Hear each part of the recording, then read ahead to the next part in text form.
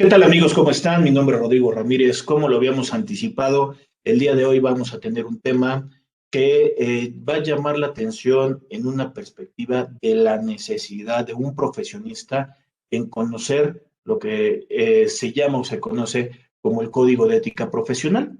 Vamos a estar hablando de unos términos que vienen allá dentro de este libro y creo que es importante que se vaya desarrollando. Ya lo estaré platicando también ahorita un poquito en esta introducción de esta evolución que hemos tenido como un código de ética profesional dentro del ámbito contable. Y el día de hoy nos estamos acercando con una persona que admiro mucho, es una persona que conoce mucho justamente de la ética, aparte de ser maestro, de ser contador, de tener por ahí una certificación también académica, da clases y aparte es una persona que le gusta mucho compartir con gente joven y aparte la gente joven también le da mucha retroalimentación a él dentro de sus clases y de todo lo que hace en la EBC, en la Escuela Bancaria Comercial de Tanepantla, y también en la FES Tanepantla, que todo esto, lo que él hace es justamente tratar de inculcar, entregarle este conocimiento a los jóvenes para que se puedan desarrollar en una vida profesional digna y de cómo debería de ser. Y él es el maestro Héctor Torres. ¿Qué tal, maestro? ¿Cómo está? Con todo, Rodrigo, como siempre, es un gusto poder estar con usted compartiendo. La verdad es que yo lo felicito por su esfuerzo de difusión de temas técnicos y es verdaderamente un gusto recibir su invitación, por supuesto, y estar aquí con usted. Contador, un poquito este panorama que le estoy dando la introducción por reconocerle toda su trayectoria y aparte por todo lo que ha hecho, pues también ha sido presidente de la Comisión de Ética y Responsabilidad Profesional dentro del Colegio de Contadores, también actualmente está presidiendo una comisión técnica de estudiantil de ética también, justamente con este vínculo con esta necesidad de conocer algo tan básico y un poquito previo a esta charla, pues yo le mostraba lo que yo tengo de los códigos de ética un poquito, ahora sí que de añoranza que podíamos estar utilizando en cuestiones de estudio, pero pues aquí lo podré mostrar, aquí hay una versión número 7, espero que lo alcancen a ver, que el tamaño que contenía y donde venía la cuestión de los postulados y que realmente era algo muy básico para una cuestión de enseñanza. Ya con algo que, por ejemplo, les podría mostrar la versión número 12 que actualmente tenemos, el Código de Ética Profesional, donde ya está más robusto este código de ética que viene o proviene una tropicalización, si me permiten la expresión, en cuanto al código de ética profesional que tenemos en el IFAC. Viene aquí en México, se analiza y se trata de buscar la forma de poderlo identificar con el profesionista en la profesión contable, que trae sus pequeñas diferencias, muchas o pocas, principalmente en la cuestión de la docencia, en la cuestión de las sanciones, pero a grandes rasgos el contenido que por lo menos el día de hoy tenemos y que no se veía tan claramente en el código de cuando era muy pequeño, pues justamente era esto de las amenazas, que es el tema que voy a pedirle que si nos ayuda un poco a entender estas amenazas del profesionista vista de una perspectiva profesional y también del código de ética. Fíjese, contador, que una manera de explicar ese cambio tan radical que hay entre la octava y la novena edición, que fue cuando se adaptó, como usted dice, la normatividad internacional en materia de ética, es que este código tiene una cantidad muy importante de material, de lo que llama material explicativo, que permite al contador público ubicar diversos supuestos, diversas circunstancias, diversas relaciones, intereses a los que nos enfrentamos al prestar un servicio o una actividad profesional y que son considerados como amenazas al cumplimiento de los principios fundamentales. ¿Y por qué es importante entender este planteamiento? El código señala que como contadores públicos, es más, señala que la profesión de la contaduría pública tiene la responsabilidad de actuar para el interés público, es decir, para el beneficio colectivo. ¿Cómo hacemos para actuar para el interés público? Cumpliendo 5 principios fundamentales de la ética profesional, que son integridad, confidencialidad, objetividad, diligencia y competencia profesional y comportamiento profesional. Entonces, cuando prestamos un servicio o llevamos a cabo una actividad, esa actividad, ese servicio, puede estar sujeto o genera o produce de manera natural una serie de circunstancias, de intereses, de relaciones que pueden promover o pueden provocar la falta del cumplimiento de los principios, de esos 5 principios que acabo de mencionar. Entonces, ahí surge el por qué la cantidad de párrafos respecto de los artículos del Código de Ética hasta la 8ª edición es mucho mayor, porque este código ejemplifica de manera sustantiva esas circunstancias, esas relaciones, esos hechos que generan las amenazas y también propone incluso en muchos casos alternativas de cómo poder responder para eliminar las amenazas o para reducirlas a lo que llama un nivel aceptable. Que en este caso son las conocidas como salvaguardas, ¿no? Que es como la definición que pudiéramos estar entendiendo. De hecho, esa es una diferencia importante entre la 11ª edición y esta 12ª edición. Conocíamos desde la 9ª hasta la 11ª edición que el planteamiento era: el contador público identifica las amenazas, evalúa las amenazas y aplica salvaguardas. Esa era la fórmula que teníamos en esas ediciones. Pero a partir de esta, hay un cambio en el planteamiento, porque ahora señala el código: el contador público debe identificar las amenazas, debe evaluar las amenazas identificadas y señala, debe responder a las amenazas para eliminarlas o reducirlas a un nivel aceptable. Es decir, esa forma de responder ya no se refiere solamente a la aplicación de salvaguardas, porque propone otra fórmula, una segunda fórmula que establece que los contadores públicos respondemos a las amenazas a través, y señala en ese orden: primero, a través de eliminar las circunstancias, las relaciones o los intereses que crean las amenazas. Es una primera forma y, como vemos, no tiene que ver con salvaguardas. La segunda fórmula dice: si no se pueden eliminar las circunstancias, los intereses o las relaciones, habrá que evaluar si existen salvaguardas disponibles que sean eficientes para poder eliminar las amenazas. Y tercer paso de esa fórmula: si no es posible o no hay salvaguardas disponibles, la manera de responder será disminuyendo el servicio o declinando la prestación de la actividad profesional. Entonces, hay un replanteamiento en esta 12ª edición de cómo responder a las amenazas. Ya no es solamente a través de la aplicación de salvaguardas, porque incluso en esta 12ª edición también se vuelve a plantear la dinámica de las salvaguardas, porque conocíamos de la 9ª a la 11ª edición que las salvaguardas se clasificaban, por ejemplo, en salvaguardas creadas por la profesión, legislación o reglamento, las salvaguardas aplicables en el entorno de trabajo y las salvaguardas disponibles en los servicios, en los sistemas del cliente. Eso cambia. En esta 12ª edición solamente se habla de las salvaguardas de manera general. Ya no hay esa clasificación y muchos elementos que eran considerados antes como salvaguardas, ahora son considerados dentro del material explicativo como circunstancias que el contador público debe tener en cuenta, debe de evaluar al estar determinando la magnitud o el nivel de una amenaza. Entonces, también aquí hay un cambio significativo en esta 12ª edición. Nada más ahí rápidamente, contador.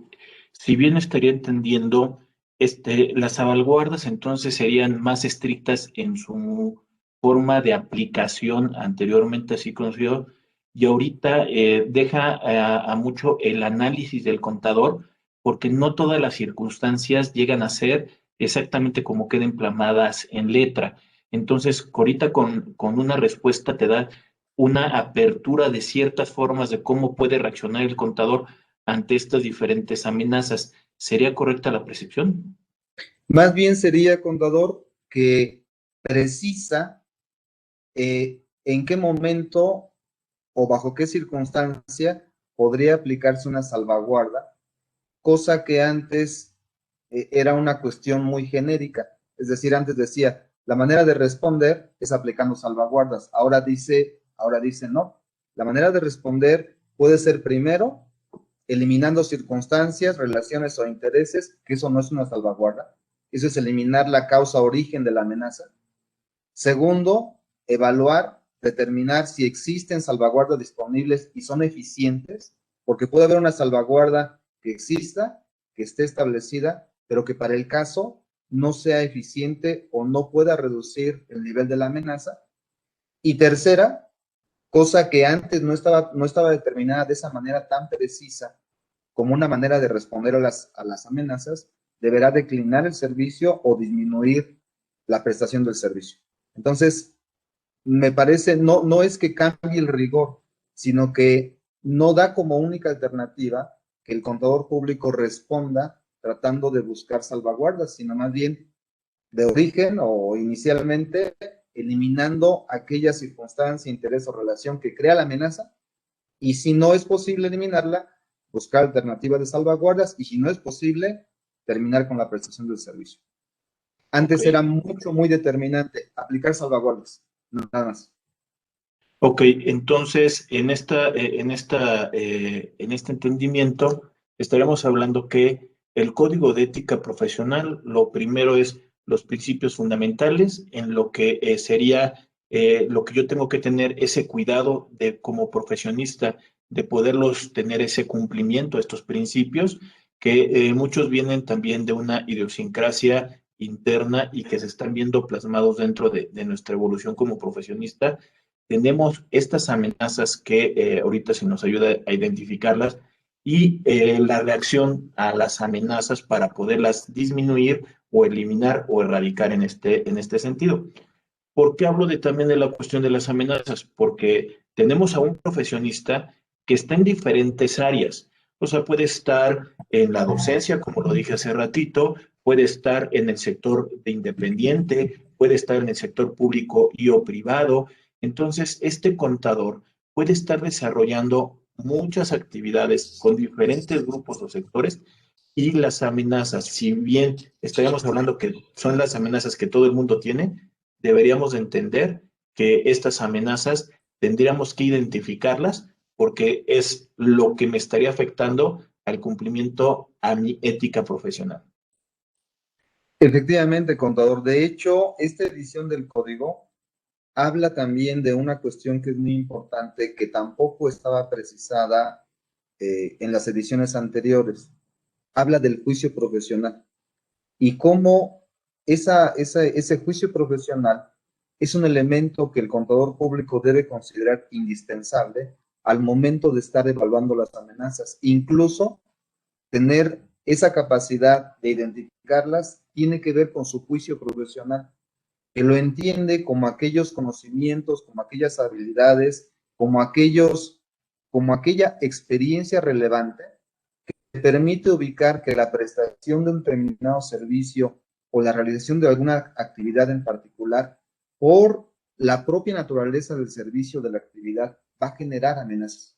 Es algo casi, casi natural, pero que en la medida en que tenemos esa capacitación y esa experiencia, sabemos que nos enfrentamos a ellas e incluso podemos ya de entrada establecer mecanismos para evitar que se puedan materializar. Entonces, aquí es muy importante, por eso, comprender el alcance, la pretensión del marco conceptual para poder hacer más sencilla esa forma de evaluar y obviamente de identificar esas amenazas. Siguiendo entonces en esta idea, bueno, pues ya tendría yo identificado estas amenazas, pero ¿de qué tipo de amenazas podría enfrentarse este contador? El planteamiento del material explicativo, de verdad que es muy abundante en cuanto a esas circunstancias o relaciones o intereses que las generan, pero de manera muy específica, en la sección 120 de la parte 1, las agrupa solamente en 5 tipos. La amenaza de interés personal, la amenaza de intimidación, la amenaza de interceder por el cliente o la entidad para la que trabaja, la amenaza de autorrevisión y la amenaza de familiaridad.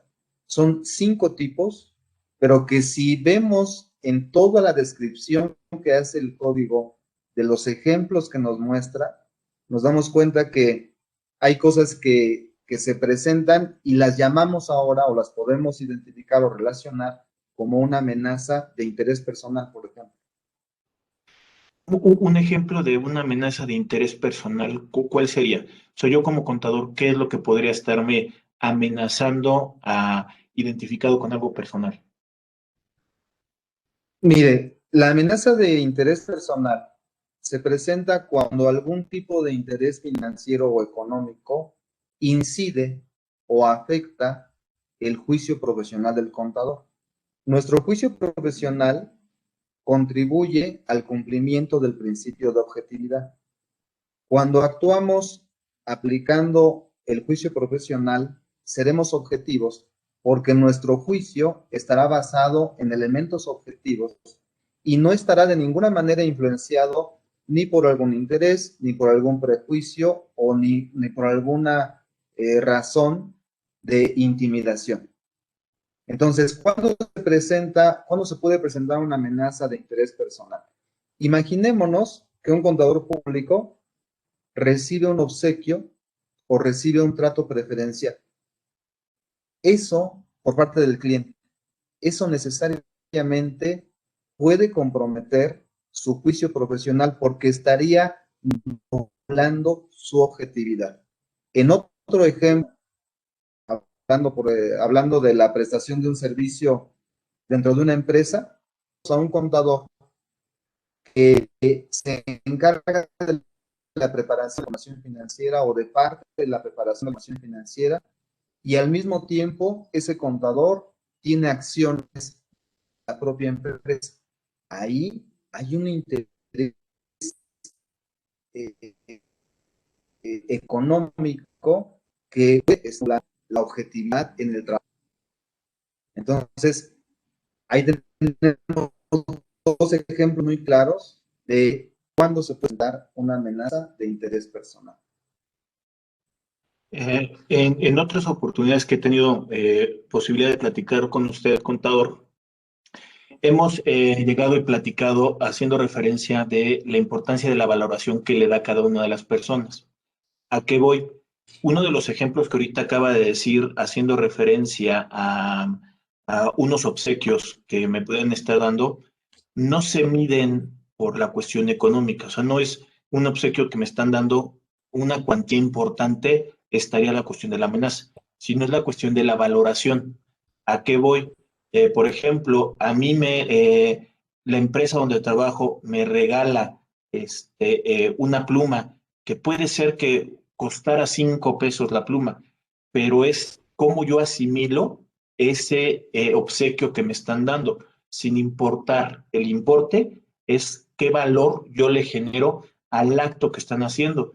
Con esa pluma puede ser que era la que me faltaba para poder coleccionar o para poder tener mi colección completa de plumas que me las regaló mi papá antes de que falleciera.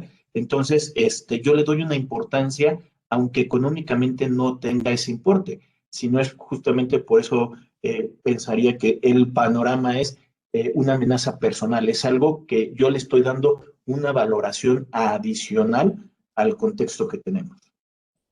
De hecho, contador, otro de los cambios que hubo en esta 12ª edición fue precisamente tener más claridad respecto de aquellos ejemplos, de aquellas especificaciones, respecto de cuándo un obsequio o una atención podría ser considerada como que tiene la intención de nublar o de afectar el juicio profesional. Y en ese sentido, que no debería ser aceptada. Para este caso en particular, el Código de Ética habla de una figura que también ahora precisa perfectamente en el marco conceptual, la figura de lo que denomina el tercero razonable e informado. Aquí se refiere a una consideración donde el contador público, o más bien una persona diferente del contador público, con la misma información disponible, con los mismos elementos de juicio, concluye que el contador público se encuentra cumpliendo con los principios fundamentales. Es decir, imaginemos que, como usted dice, el contador recibe un obsequio, él tendrá que hacer una valoración inicial, pero también podría aplicar la prueba del tercero razonable e informado y con los elementos de juicio disponibles permitir que alguien evaluara si aceptar ese obsequio o esa atención estaría comprometiendo o le estaría permitiendo cumplir los principios fundamentales. Ahora, ahorita dijo en específico que esta amenaza de interés personal está ligado con un principio fundamental o que estaría ahí tratando de amenazar ese principio fundamental de objetividad. Pero en una realidad estamos hablando que cualquiera de las amenazas que ahorita hablamos y estaremos platicando, podrá ser una combinación y tendremos que estarlas ponderando, ¿no? O sea, hay veces que puede ser una amenaza de una categoría mucho más fuerte hacia un principio fundamental y puede ser que otra amenaza que puede ser interceder por el cliente esté en una menor cantidad, pero se presentan, digamos que de manera conjunta. También es algo difícil de poderla identificar que venga una sola. Se puede identificar una sola si es muy, muy grande. Sí, de hecho, contador, hay una precisión respecto de la descripción de las amenazas que precisamente refiere a lo que usted comenta. La dinámica de la prestación de nuestros servicios y actividades profesionales puede generar no solamente una sola circunstancia, no solamente un tipo de amenaza, puede presentar varios tipos de amenaza y no solamente a un principio fundamental, sino a más de un principio fundamental. Eso que dice usted efectivamente es correcto. En el caso de la atención, por ejemplo, y de los obsequios que recibiera un contador público, está ligado, por ejemplo, de, con la amenaza de intimidación. ¿Por qué recibir un obsequio puede relacionarse o puede generar una amenaza de intimidación? Si el contador público lo acepta y aún sabiendo que el contador público es muy objetivo y que actuará siempre apegado a su juicio profesional, la persona que lo ofreció o la empresa que lo ofreció podría en algún momento intimidarlo, señalando que haría público que el contador público aceptó ese trato preferencial o ese obsequio. Y entonces ya se configura en una amenaza de intimidación, porque ahí habría una presión real de la pretensión de que el contador público modificara su juicio profesional en razón de que si no lo hace, podría hacerse de manera pública que recibió ese trato que podría ser considerado como inaceptable.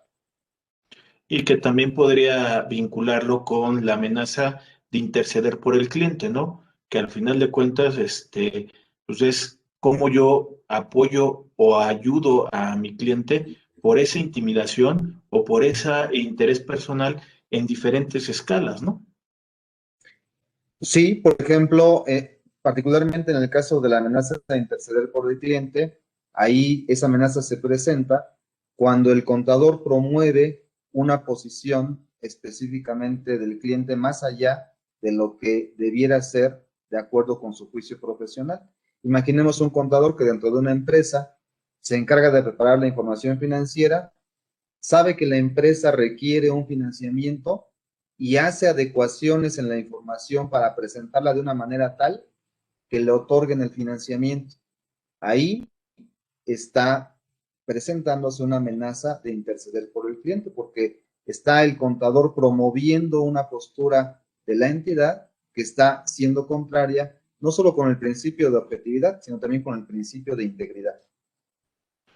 Y si lo voy un poco también señalando, la siguiente que pudiera yo identificar sería la amenaza de familiaridad, que muchos llegan y contestan es, a ver si no mi esposa está en la otra empresa y yo voy a hacer una cotización, o en la empresa yo asesoro, pero esa de familiaridad, el alcance de que sea consanguíneo o de una cuestión de estar casado, creo que se queda muy corto. Familiaridad abarcarían mucho más personas.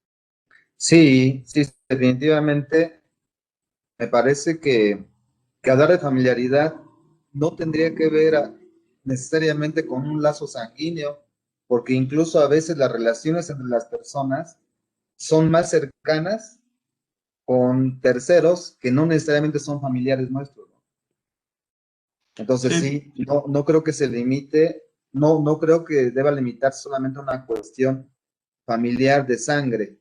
Tiene que ver más con la cercanía, con el trato, con el tipo de convivencia que hay con las personas, porque eso puede hacer relaciones mucho más cercanas. sí, o sea, es, por ejemplo, con una persona, el contador de la empresa, voy y como, platicamos, tenemos gustos afines del fútbol, nos vemos el fin de semana para ir a ver un partido. O sea, estaríamos hablando que no solamente es una cuestión consanguínea, sino es una afinidad que es por la decisión de que puedo perder objetividad al estarle revisando o haciendo algo porque lo considero mi amigo, o lo considero familiar o lo considero como una persona muy cercana y para que él no pueda perder el trabajo o que al final de cuentas no se vea el afectado con algo, mis capacidades de revisión o es más, lo idolatro mucho que al final de cuentas me puede sesgar la forma de ejercer mi profesión. Efectivamente, contador, es la forma. Y entonces ahí es muy importante porque siguiendo una formalidad, podremos pensar entonces que la familiaridad pues, se limita a los familiares, ¿no? Pensar en la relación consanguínea, pero en realidad el marco conceptual que nos plantea la posibilidad de que el contador público evalúe y sea él el responsable incluso de aplicar esta prueba del tercero razonable e informado para que tenga elementos que no solamente se limiten a cumplir formalidades, sino más bien a cumplir con la sustancia que es la actuación apegada al juicio profesional y con objetividad. Y con esto entraría entonces a la quinta y última amenaza, que si bien no lo estábamos diciendo en un orden lógico, pero luego he escuchado que se genera cierta confusión en el término, pero es la amenaza de autorrevisión. ¿Qué caería ahí adentro?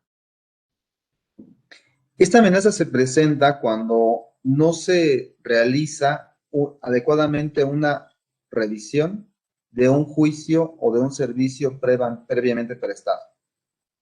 Imaginémonos el caso de una firma que toma como base o va a ser objeto de revisión en un trabajo de aseguramiento elementos que la propia firma elaboró, construyó como parte de los registros que llegaron a la conclusión o la elaboración de los estados financieros. ¿Qué va a suceder ahí? Que el trabajo de aseguramiento va a estar revisando los mismos elementos que elaboró y entonces se presenta esta amenaza de autorrevisión porque eso definitivamente compromete la objetividad en la revisión. Ahí en ese entonces estaremos hablando que no es solamente el conocido ser juez y parte, o sea, yo ser estudio de precio de transferencia y aparte ser el auditor, no porque yo soy la misma persona, quiere decir que esté bien hecho, pero yo, como yo lo hice, tengo mi propia seguridad de que está todo bien, pero no solamente es eso, sino estamos hablando de una cadena mucho Efectivamente, o más sea, grande, ¿no?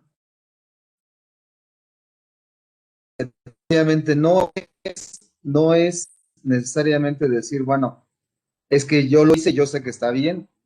O sea, eso es ideal, por supuesto, pero se compromete la objetividad porque si yo lo hago y yo mismo digo que está bien, pues entonces no hay esa validación de un tercero que pueda decir efectivamente, que pueda corroborar que está bien. Porque si yo mismo reviso mi trabajo, se está compartiendo esa capacidad de autocrítica al momento de hacer la evaluación. En ocasiones, cuando se revisa un trabajo de alguien más, uno con la experiencia sabe qué puntos particulares tendría que revisar para poder llegar a una conclusión sobre la razonabilidad de ese trabajo. Cuando yo reviso mi mismo trabajo, no tengo esa capacidad porque yo mismo lo elaboré. Entonces, perdería esa capacidad de distinguir los puntos críticos que tendría que revisar para poder validarlo. Incluso en una analogía, cuando uno escribe un texto, si uno mismo lo revisa y lo lee, generalmente no se da cuenta de errores que tiene porque uno mismo lo escribió. Es algo muy similar. Aquellos puntos sustantivos que sabemos que tenemos que evaluar, cuando hacemos el trabajo, no lo revisamos y obviamente esa amenaza pues se complementa vulnerando nuestra objetividad. ¿Cómo vamos a opinar que estamos mal en un trabajo que ya hicimos? O sea, sería prácticamente algo risible. O la otra, ¿no? ¿Cómo decir que en la opinión anterior yo me equivoqué, cuando al final de cuentas pues pudo haber sido algún error y el día de hoy con otros parámetros, con otra información, no quiere decir que sea un error, sino que la forma de visualización es diferente. Entonces, cómo negarme a mí mismo, siendo yo el mismo socio de auditoría el día de hoy, en la misma firma y me lo cambian, cómo poder decir que me equivoqué como un despacho o como yo una sola persona? Entonces creo que al final de cuentas es buscar la forma de poder minimizar justamente lo que dice o lo que nos comentaba hace ratito, esas posibles amenazas. Así es, así es. Entonces, la cantidad de ejemplos que nos plantea el código en muchísimas circunstancias es precisamente lo que lo hace muy robusto y lo que nos lleva, nos obliga, incluso nos invita a conocerlo, a adentrarnos, a leerlo, a entenderlo. Y definitivamente solamente se puede lograr esa comprensión cuando conocemos muy bien la parte uno. Comprender lo que nos dice la parte uno, entender el planteamiento del marco conceptual, asegura por mucho que podamos llevar el planteamiento de cualquier parte aplicada a las áreas de servicio del contador a poder entenderla, comprenderla y aplicarla. Con estos comentarios que nos está diciendo para poderlo adentrarnos a este contenido, creo que también en algunas otras oportunidades que he tenido de platicar, este código de ética trae muchos más casos que le puede pasar a la vida de un profesionista. No son todos, no es una receta de cocina de todas las posibles cosas que puede hacer, pero mientras uno tenga el fundamento justamente de poder identificar cuáles son los principios fundamentales que me van a poder ser afectados, cuáles son la cuestión de las amenazas en sus variables que puedan ser y sus posibles combinaciones y tratar de buscar una posible respuesta, ya todo lo demás podría ser en una cuestión muy causística, realmente llegando al punto de autoconocernos y que esto nos serviría como una forma de poder adentrarnos hasta en generación de políticas dentro de la oficina, dentro de los despachos, dentro de la empresa.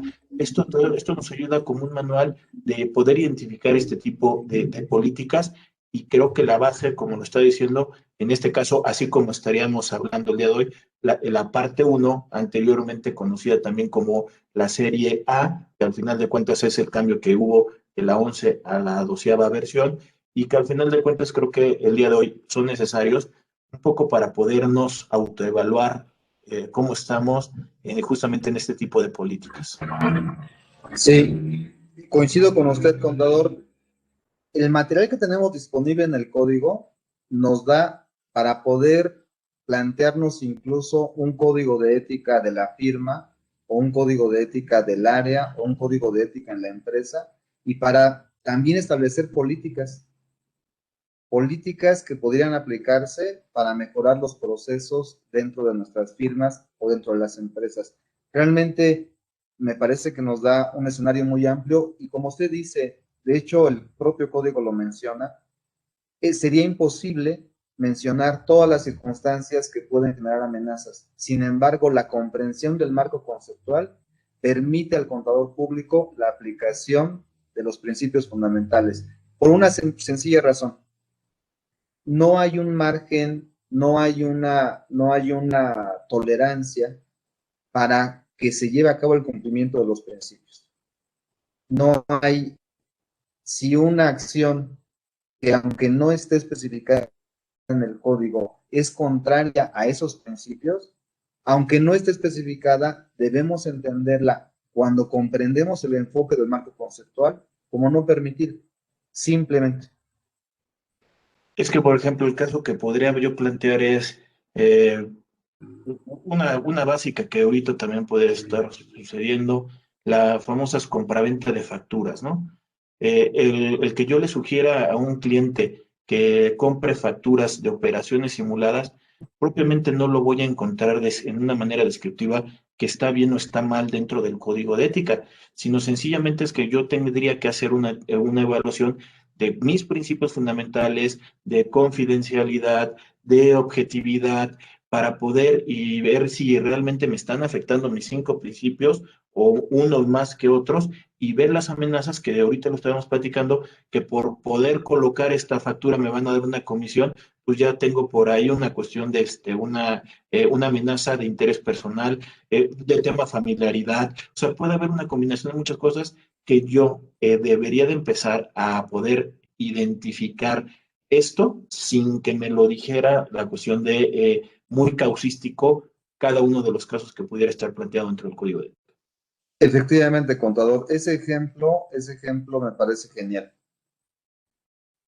Si hablamos de que el código tuviera que decir en algún apartado, el contador público no debe cometer fraudes o el contador público no debe eh, ocupar o simular operaciones, no lo dice en esos términos, pero sí dice el contador público debe ser íntegro, debe ser honesto, debe ser honrado. En otro principio dice el contador público debe cumplir las leyes. Y eso que usted menciona, ese ejemplo, que es un ejemplo común, digamos, o que a mucha gente le llama la atención, pues es completamente contrario a cumplir las leyes y a ser honrado, a ser honesto. Entonces, no tenemos que buscarle demasiado la vuelta para darnos cuenta que acciones como esas, de entrada, no representan una amenaza, representan de hecho un incumplimiento a los principios fundamentales. Y no se requiere que el código lo precise, porque al contrario, el planteamiento del código está hecho en un sentido positivo. ¿Qué sí debe ser? ¿Qué sí debe ser? Las leyes, en una tradición romana como las conocemos, tienen un sentido donde se aplica el principio que dice lo que no está prohibido por la ley, le está permitido al particular. Entonces, solemos buscar en las leyes todo lo que no se prohíbe para hacerlo. El código de ética no tiene esa figura, no tiene ese planteamiento, y por supuesto que sería un error grave pensar o suponer que esa es su orientación, porque no es así. El código de ética, en primera, no es una ley y no tendría que sujetarse a un principio de derecho. Es una norma que nos hemos dado los contadores públicos, que la aceptamos para ejercer la profesión y que por lo tanto, y que Para eso se crea, para que podamos tener estándares mínimos de conducta aplicables a todos los colegas que ejercemos la profesión. Contador, con lo que nos acaba ahorita de decir, creo que queda claro que estas amenazas y cuáles son los ejemplos que pudiéramos estar entendiendo como amenazas, como la carne de buscar cómo minimizarlas y cómo tratarlas de erradicar en un marco de que pueda ejercer mi profesión libre de cualquier pues, percance que pudiera tener a mis principios fundamentales. Antes de continuar, contador, permítame invitarle a la gente que nos está viendo a que nos ponga los comentarios en la parte de abajo, que a su oportunidad podemos contestarle algunas dudas que tuvieran sobre el tema que estamos planteando el día de hoy, sobre estas amenazas de los profesionistas, y que también por ahí se suscriban al canal de YouTube de Rodrigo Ramírez Venegas, que nos proporcionen un like a la página de Facebook. Estamos subiendo contenido que creo que les puede llegar a servir.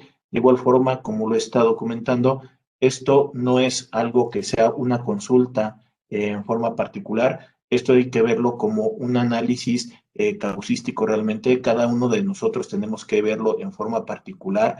Todas las recomendaciones que se puedan estar dando no se aplican como una receta de cocina, como ahorita estamos platicando del código de ética, sino que al final de cuentas necesitamos analizar cada uno de los casos para efectos de poder ver o sugerir qué puntos de acción se pudieran estar tomando.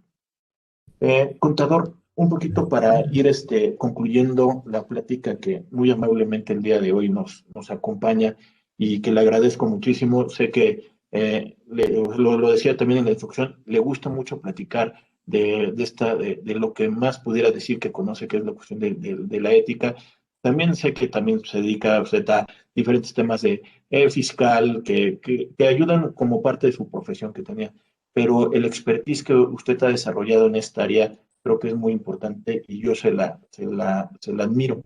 En este sentido, no sé qué crea que nos haga falta para poderle comentar a la gente que nos está viendo. Mire, yo quisiera comentar, por ejemplo, que estamos a 5 años de cumplir el centenario de las normas de ética en México para los contadores públicos. Hace muchos años, el antecedente del IMCP creó un reglamento de ética que era un reglamento basado en 22 artículos.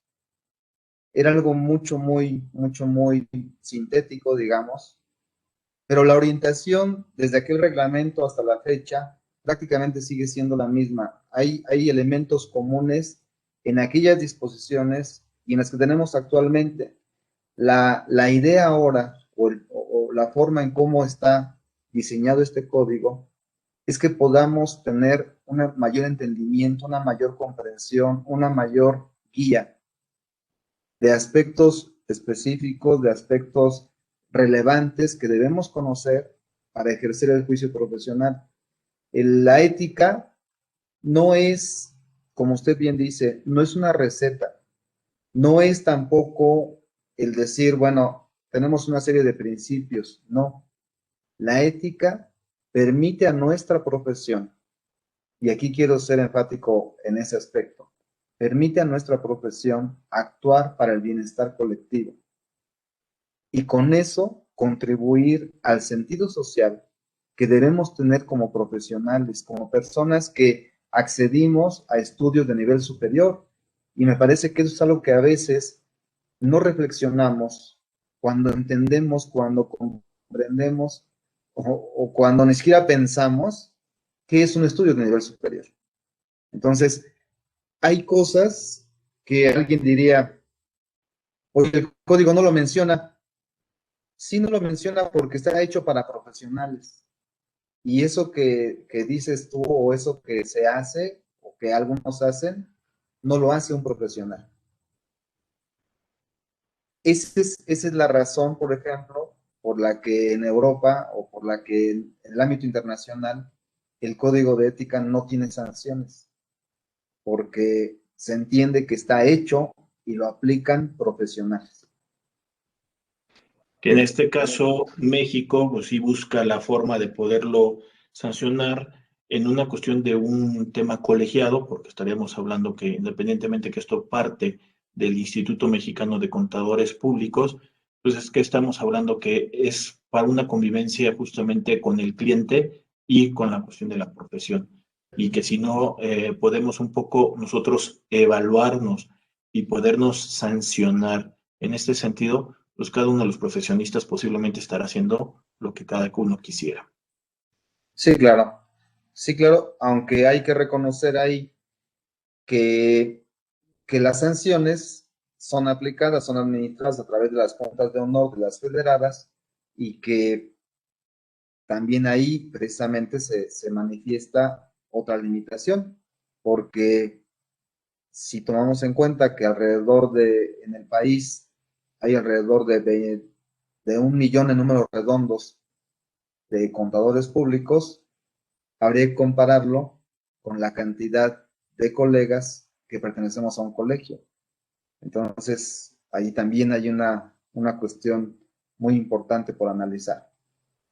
Y otro de la cuestión de análisis es que aún así que también pueden estar colegiados en alguna asociación, algún otro colegio que no dependa también del instituto, pues al final de cuentas por ahí se han visto diferentes códigos de ética que de todos modos van con el mismo objetivo, de podernos regular un poco lo que estamos haciendo para poder ejercer nuestra profesión dignamente. O sea, creo que independientemente cada quien que estuviera haciendo su propia lucha en cuanto a la forma de poderlo llevar, es también reconocer que como profesión creo que estamos haciendo algo y creo que es bueno que nosotros nos autodefendemos de muchas cosas que en temas de política nos estarán golpeando y diciendo que no somos. Al final de cuentas yo puedo decir que creo que somos más los profesionistas que los malos del cuento. Completamente de acuerdo con usted. Me parece una ligereza que en el caso particular de nuestra profesión se asuma que los contadores públicos somos personas que no actuamos apegados a principios. Eso me parece completamente un error, una, una mentira muy grande. Y me parece que por supuesto que daña el prestigio de la profesión. Y estamos hablando que esto, bueno, pues ha dicho de diferentes profesiones, hace poco también lo dijeron de los abogados, hasta Así traidores a la es. patria, pero bueno, pero sí que lamentablemente son cosas que no podemos ahorita controlar. La única forma que nosotros pudiéramos tener es ir a votar, cada quien sabrá por quién votar, que es una responsabilidad de nosotros que podemos tener y al final de cuentas, pues tratar de, de continuar o mejorar el barco como se pudiera identificar, ¿no? De Claro, nuevo cuenta, contador.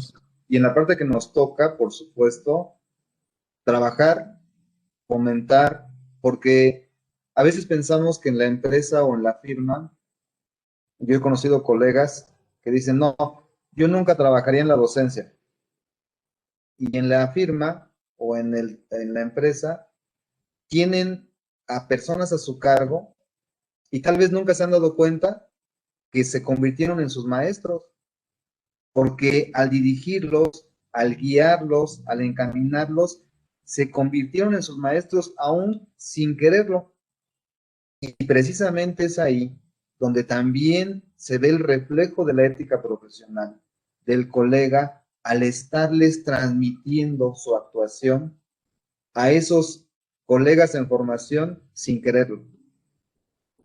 Eso también, tiro por viaje, como dicen, uno se puede percatar, es yo cómo le enseño a la gente que me ayuda, el cómo le puedo decir qué debe de asesorar, qué posturas debe de tomar. Al contrario, o sea, nos estaríamos convirtiendo, como está diciendo, en formadores inconscientes de las siguientes generaciones. Efectivamente, contador. Pues bueno, contador, muchas gracias el día de hoy que estuvimos platicando de esas amenazas del profesionista que nos acompañó, el contador público y maestro y certificado también es certificación académica. ¿Es así la certificación académica, Así no? es. Así es. Y aparte también por ahí ha tenido un reconocimiento por parte de la EBC como profesor distinguido, ya también de hace algunos años. Y también en el municipio donde vive también, sé que lo han considerado también como un profesionista también de trayectoria y están muy orgullosos también ahí en donde él está. De nuevo cuenta, maestro, mi admiración y respeto. Muchas gracias por su participación el día de hoy. Al contrario, con todo Rodrigo, cuando quieras se platicamos y muchísimas gracias por la invitación y por el espacio para estos temas que desde mi punto de vista son fundamentales. Muchísimas gracias con todo. Bueno, muchas gracias, Cotor. Fundamentales y al final de cuentas tan necesarios en el día a día de México y que ojalá realmente podamos llegar a hacer un cambio primero nosotros y ya después replicarlo hacia los demás. Estamos en contacto. Saludos. Saludos con todo.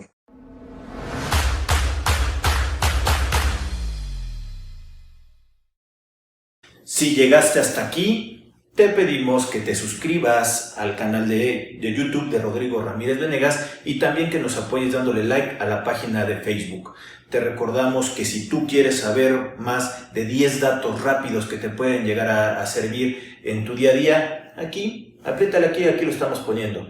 Y también te sugerimos que le puedas dar like a esta lista, que lo que te va a ayudar es a darte contenido de las entrevistas que estamos realizando a través del canal. Suscríbete.